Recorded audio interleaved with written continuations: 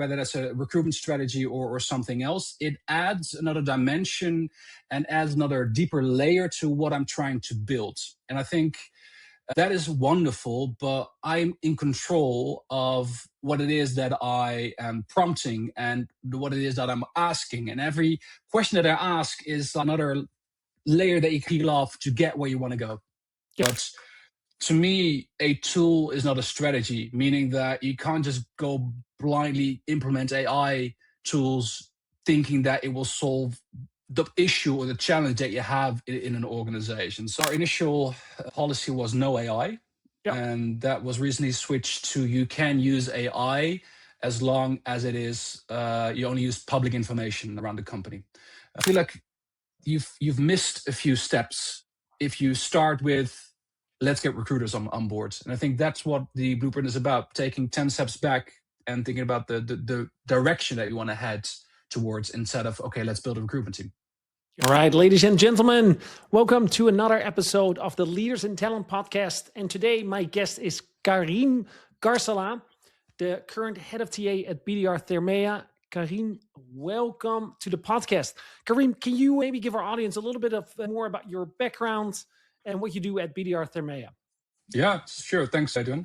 So I'm Karim. I'm currently the head of TA at BDR Thermea. So we're a manufacturer in boilers and heat pumps focused in the European region. I love TA. I think that's kind of summarizes what I love to do. I've been in the field for 10 years. Energy or that you get from finding the right talent, but also contributing to the strategic direction of a company is just really fun. On the personal side, I'm married since last year. I think there's a picture in my background behind just above my hoverboard. Oh, yeah. I see it. Yeah. I was looking at the hoverboard. There's a lot going on in the background. Yes. And you can see a whiteboard. In the corner, you see Operation I Do. I used this whiteboard to organize the wedding that we had last year. So just a little sneak peek. Anyway, that's a bit about me.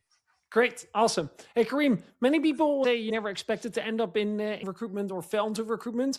I don't think there are many people that will be working in recruitment and thought when they were younger, I'm going to work in recruitment and selling boilers and heat pumps.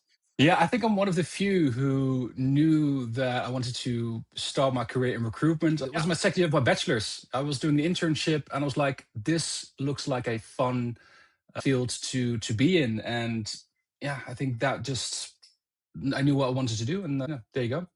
There we are. Awesome. When we had a prep call before the recording of the podcast, you told me something interesting. I really want to kick off with that. You said, Adriaan, I hate AI. I was like, wow, okay. Tell me a little bit more about that. And we almost recorded the full-on podcast before we even recorded the podcast. So let's dive right in. Why did you say that? Okay, so I think it's there's some nuance behind it. In general, I don't hate AI, but I do hate AI for a lot of things that's being used for. I think one is it feels like there is a certain kind of generic feeling about the way that we are communicating, sometimes in my own company, but also sometimes on LinkedIn. Every post has exactly the same structure, and it feels like that kind of personality is gone or is starting to fade out. And I think that is a shame. And I think that the second layer to that is that people talk about AI is going to take all our jobs, and maybe it will, I don't know. But to me, a tool is not a strategy, meaning that you can't just go blindly implement AI tools thinking that it will solve the issue or the challenge that you have in an organization. So on one end is more like a personal thing that I just hate the tone of voice that AI gives us, the generic tone of voice. And on the other hand, thinking that it will fix all of our issues or it will fix every company's issue. Yeah. Interesting that you say that, right? In terms of like that LinkedIn post, everything feels like it's been written by AI. So then tell me, where do you use it, or what's your philosophy around AI?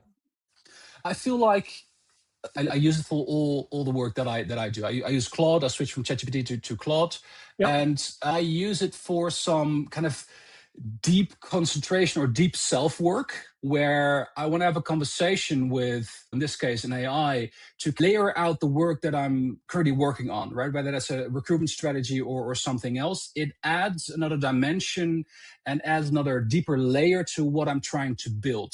And I think that is wonderful, but I'm in control of what it is that I am prompting and what it is that I'm asking. And every question that I ask is another layer that you peel off to get where you want to go. Yep. Hey, and what's the general strategy within BDR Thermea with regards to AI? Is it fully adaptive? Does everyone have access, or is it let's first make sure that everything is compliant? Where do you guys sit? Yeah, so our initial policy was no AI, and that was recently switched to you can use AI as long as it is you only use public information around the company. So we are running some pilots when it comes to Copilot, but a very limited amount of people have access to that. And Copilot is, it's fine, but it has some limitations. So everybody uses their own ChatGPT or Claude as long as that is allowed. That's interesting, right? So that is allowed as long as it's public information. Yeah. So we're not that far yet. And if you look at your recruitment process, any tooling or anything that you've implemented or anything that you're considering?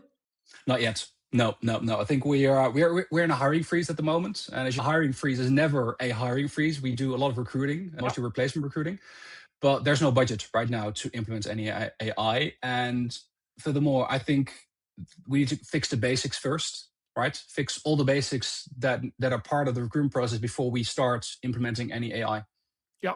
Yeah. No, fair enough. Have you seen for yourself, because you do use Claude, you said you switched from ChatGPT to Claude, any specific user cases where you see AI make you more productive as a head of TA, especially in an organization that is, not immediately adopting AI itself?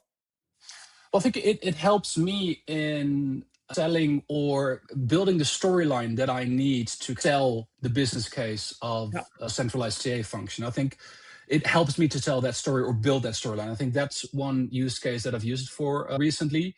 We're not using it in recruitment, so we're not using it to screen any resumes or anything like that. But we do use it, for example, in building interview structures for certain roles. So I think it's very helpful for the recruiters, but also for the hiring managers to have a structured or semi-structured flow to your interview process. And that works well as long as you know how you need to structure it. You don't need to you shouldn't rely on the prompt that is immediately answered.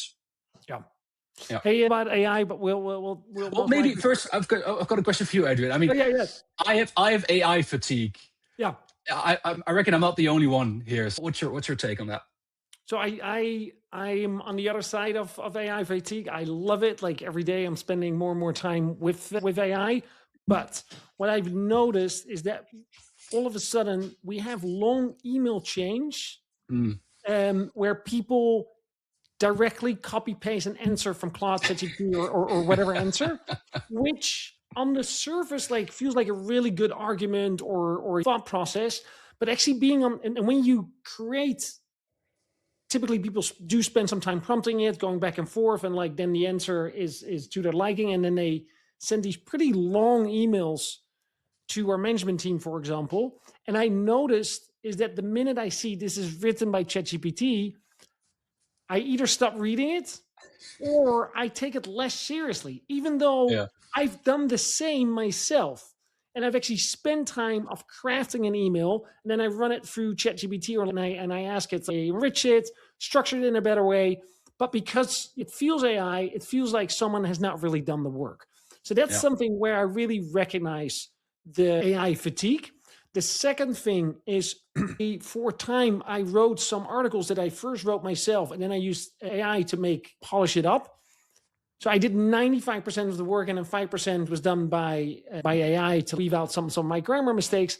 But actually, it became less readable because of it. Right? So you might have seen a post or an article from me where it smells like AI, and the minute that happens, you lose your audience. So that's something that I can really relate. On the flip side is we are doubling down on AI, right? Like we are looking at every process. What can we automate? What can we where can we make the life of our sourcers, recruiters, and coordinators better, but also for me, overall, we're a 100+ people company right now, there's a lot of things that I'm not aware of. So how can I get the data from the people that are working for clients presented in a digestible way with predictive values that I see, hey, on this account, we are on track, on this account, we're not on track. And here are maybe some of the reasons why. And that to me is super, super interesting to see how fast that goes and what we're capable of doing. I think that makes sense. I think I've had those situations as well where you're basically communicating with somebody that's only using AI, and I think you take them less seriously, or at least whatever topic you're talking about, you don't want to spend time on. But I think it is going. There's so much efficiency and so much. It adds so much value as well at the same time. But it's a balance. Yeah. Our head of marketing, Andrew, who you also know, last year we spent 4,000 or 5,000 euros to build our TRC website, our recruitment conference website. We built it on the ground up, designer, developer, like really nice looking website. And this year we built the entire website by ourselves with Lovable. I dare to say that it might even look better than it does now. Besides the hours, so it definitely took Andrew, if I'm not mistaken, 3 to 4 days to build the website. And you can argue, is that the best use of his time? But he didn't use a designer, didn't use an engineer, and the entire website is running. And now what's interesting is that we are revamping our entire website, and that estimate was 15 to 20,000 euros because it's actually, there's a lot of content that's on our website. The podcast is there, a lot of videos, a lot of blogs. So the backend is actually a lot more work. It's not just a simple WordPress anymore. And Andrew decided, I'm going to redesign the website completely myself based on his experience designing the TRC website, because now with AI, he's capable of doing it. Now, this is a bigger project, right? Like he's 2 weeks in and like he's hands down doing everything himself. But the beauty is because he understands now how to design the entire website that's going to go live next week, we are able to create specialized landing pages for prospects. We're able to create specialized landing pages for specific communities that we're developing. We're able to tailor the content to our specific target audiences that we want to attract. And besides the hours of Andrew, we're not spending any money on it. Oh, yeah. So it's not only cheaper, it also adds so much more to the end product that you want to have. 100%. And also the speed, right? Just took him 2 weeks. Of course, this is 2 weeks of him not doing maybe other stuff, but because our current website, we probably designed 4 years ago. That was a project of 4 or 5 months before we finally went live. Yeah. That's pretty cool. Yeah. Hey, we're going to talk about Blueprint, the Recruitment Blueprint. Tell me a little bit more, the Recruitment Blueprint. What is this project? How do you feel about this? And give us some more context. The way that I've seen recruitment being done in some companies is that they have a hiring challenge. Yep. And the first thing that they do is they set up the team. They hire the recruiters, they get the LinkedIn seats, they basically get an ATS, and then they're like, okay, let's hire. Yep.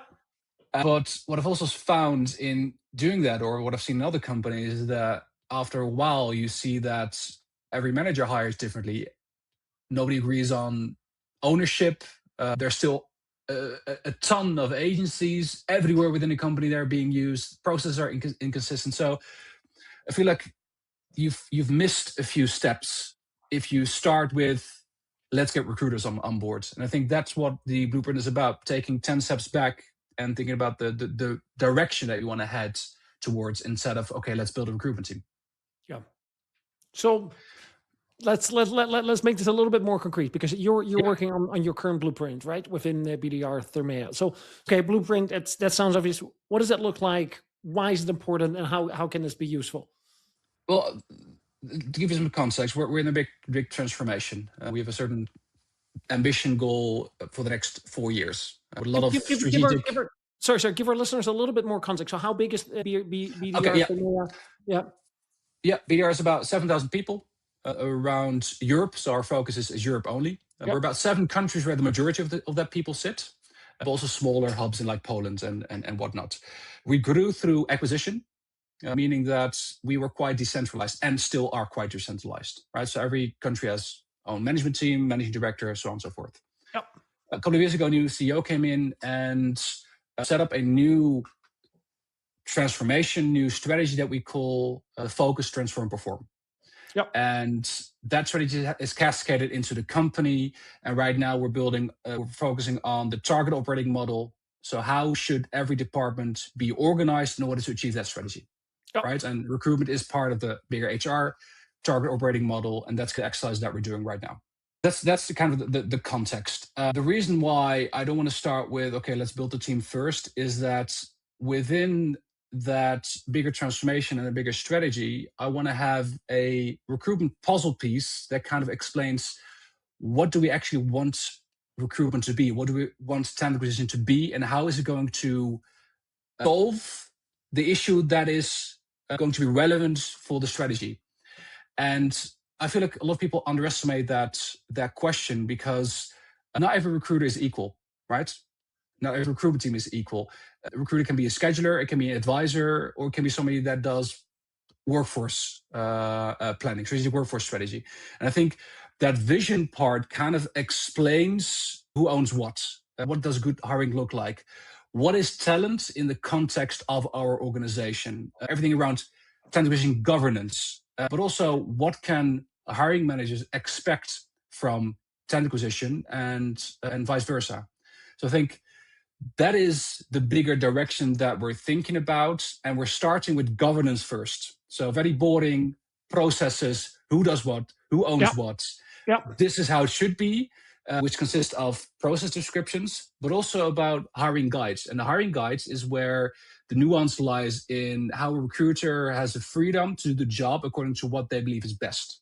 So those are a few puzzle pieces that we're trying to into a bigger puzzle piece. Because you're currently, you have recruiters in all these different countries, right? And is the idea behind the strategy you're going to centralize the recruiters in one central hub? I mean, not per se. I think that centralization in itself is not a goal. Yeah. And I think there's a lot of local nuance as well, right? So I think fully centralizing is not ideal, but also everything local is the same. So I think the question is, what generally benefits from consistency, right? And what can we do in the same way? So what should be country specific and what shouldn't be that? So I think when it comes to everything I just mentioned, the governance, the reporting, leadership hiring standard, that should be the same. But where you have the differences could be labor markets, the way of communicating, how managers' relationships should be done locally. So I think the centralization part is not a goal in itself. It's more about let's call it alignment or intelligent alignment. I think that's right the way I see it. How do you start a project like this, right? Because this sounds logical on paper, but the reality is usually much messier. Yeah. Yeah, so there's already a momentum where every department needs to look at their target operating model. How should they be structured? So that's already a mandate that needs to be done. So that's a momentum that we can use where the decision has already been made. We want to have the Ulrich model, the Ulrich model of HR, global HR, different centers of excellences or expertises, and then local HR business partners. Wait, give a little bit more context about that model. It's an old-fashioned model. It's basically a centralization of HR, where you have let's call it the HR leadership, and then you have your centers of expertise or centers of excellence, right? Compensation benefits, recruitment, people operations, where everything is done according to a similar consistency and standard instead of having everything decentralized, right? Yeah, that's something that we're looking into. The complexity is that we're in a lot of different countries with a lot of different sizes of HR, different maturity of HR. But the first thing that we did is the direction, right? The strategic direction. This is what recruitment should be. The second part is actually building the business case and setting kind of a baseline. What does recruitment look like in each of the countries? How many hires do we do? How is hiring being done at the moment? So that we have one, let's call it a slide deck of this is how hiring currently looks like in all of the countries. And within that, using that baseline, we can clearly work towards, okay, what should it be look like? And in practice, that might be some global recruiters, local recruiters, where I also believe in kind of a flexible recruitment part as well. I would say 60, 70% we can do ourselves. The other 40 to 30% is RPOs, agencies, stuff like that. Yeah. Hey, and you work closely with the head of HR on this program, or you need to still do a lot of convincing internally to get this alignment? Yeah, definitely. I think the whole centralization and audit model is something that has been talked about before I joined 2 years ago. So it is about getting people on board with it and getting local HR on board with it, right? Because right now we say we want to do this, but the moment that you actually change, that's when the real resistance obviously comes up. Yeah, no, that makes a lot of sense. And you worked at different companies, right? You've worked at software companies. You worked at physical product companies. You mentioned earlier, like, industry doesn't really matter, but if you look at now your current world, the worlds where you've come from, what are some of the misconceptions maybe that are there around context and about different companies? I think every company thinks they're uniquely complicated. Yeah. I think that kind of sums it up for me. Every company thinks they're unique. Every company thinks that they're the best or whatever. But I've worked at companies like Van Moof, Recruity, software company, and now at a little bit of a bigger company. It has exactly the same hiring problems. Yeah. Everything from every hiring manager cliche that you can think of exists at BDR. Yeah. And on one hand, it's frustrating to get to deal with that again, but on the other hand, you can have a lot of impact. I think that's, to me, whether I recruited software engineers at Van Moof or tripled the size of Recruity's team, and now in the manufacturing environment, it feels exactly the same. But it's interesting, right? Because Recruity was a couple hundred people, right? When you left, BDR Thermea, 7,000 people, very international, different type of roles. Yep. What has been one of the transitions that you had to make in your way of working and maybe thinking, coming from more of a fast-going tech scale up to a more established corporate company? I think things move slower. Yep. And when I say things move slower, I mean that the thinking is as fast. It's just the decision making that is a little bit slower. So I think I have to really pace myself. At Recruity, when I was the global head of TA there, when I wanted to implement a certain thing, a process or a tool, I could think about that on the Monday morning, and either in the afternoon or on the Tuesday, I started the implementation phase, right?